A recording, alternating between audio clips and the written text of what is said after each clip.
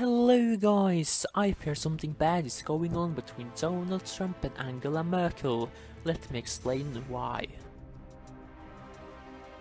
For Angela Merkel, the wake-up call came in the middle of the night. The German consular was asleep in a government plane somewhere over the Atlantic in June last year when Donald Trump scuttled the fragile settlement she had built with other group of the 7 leaders in Canada, according to a person familiar with the events. Before turning in for the night, she had been in a buoyant mood due to the concessions she secured from the US president for a common statement on trade.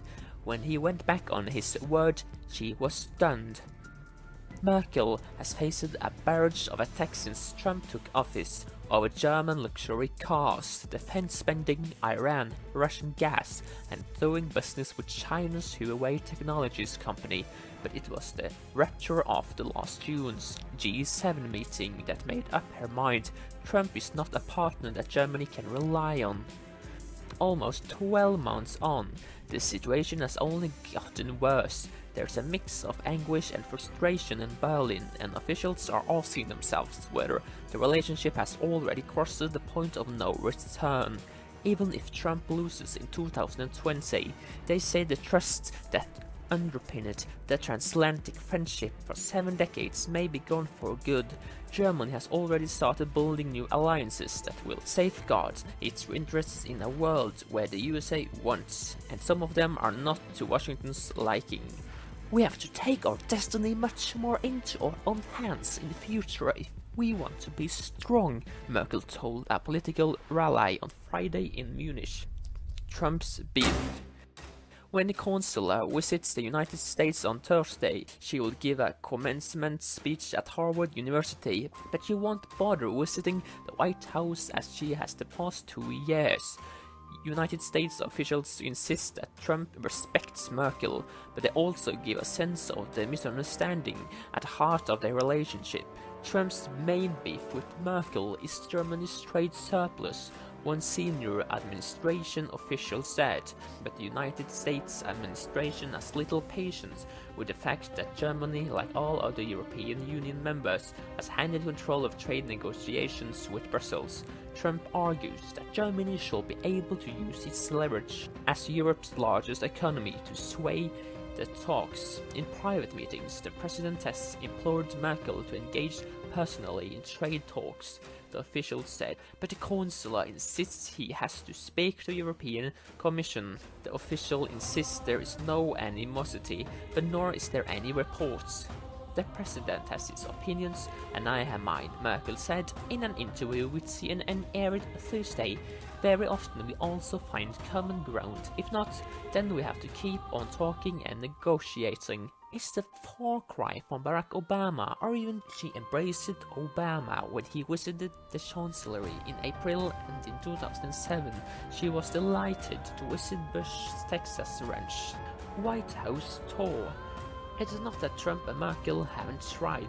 On a second visit to the Trump White House in April 2018, the president gave Merkel a tour of the residence, including the Lincoln bedroom, as he sought to impress her. But Trump acts if his charm offensive can work even when he's attacking Germany on policy issues.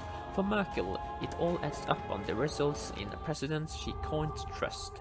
Weeks after that White House visit, he claimed that crime in Germany was way up because of Merkel's immigration policy. A month later, he labeled her a captive of Russia for planning a new gas link.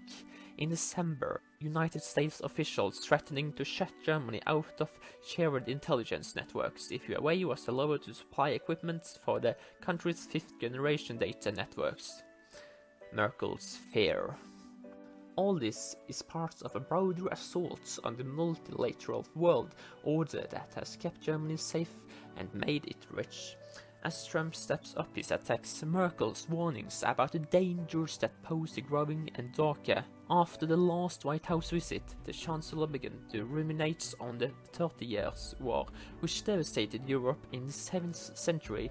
Then, as now, Europe had enjoyed some 70 years of stability, and then, as now, leaders began to disregard the constraints that underpinned that peace.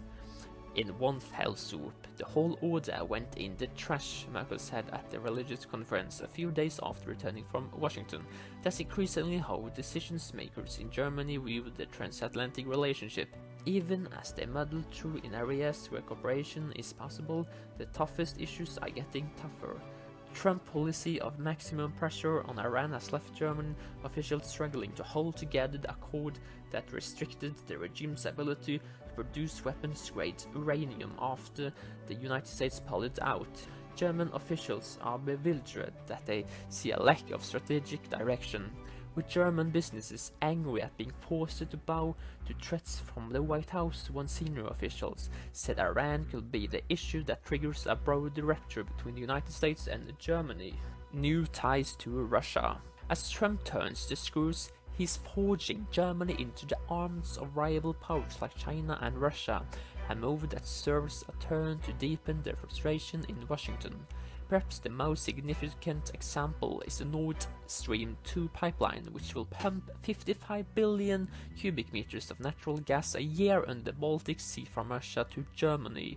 Officials in Merkel's chancellery were taken aback in February at coordinated American diplomatic maneuvers to scuttle the project, and now the United States is threatening sanctions against companies involved. We always have had powers that were trying to change the rules of the game, Niels Annan, Germany's deputy foreign minister, told a conference in Berlin this month. What is new is the country that was really at the beginning, that was the creation of set of rules, is now trying to question this. Trump's envoy. At the center of the Trump diplomacy in Berlin is Ambassador Richard Grenell, a Trump's loyalist and one-time Fox News contributor with a passion for lighting political brush fires and a direct line to the president.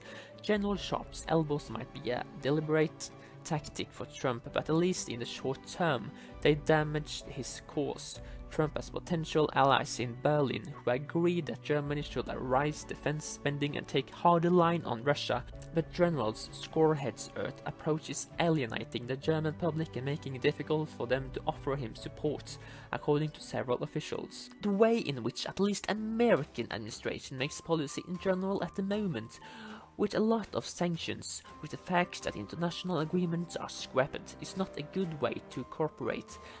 Annegret Kramp-Karrenbauer, who replaced Merkel as leader of the governing Christian Democrats last year, told Bloomberg television in Davos, Switzerland in January. And so Merkel is edging towards a world in which Germany no longer relies on the United States. In November last year, she raised the prospects of a European army. Merkel called it Trump's bluff over Huawei, refusing to ban the company from German networks.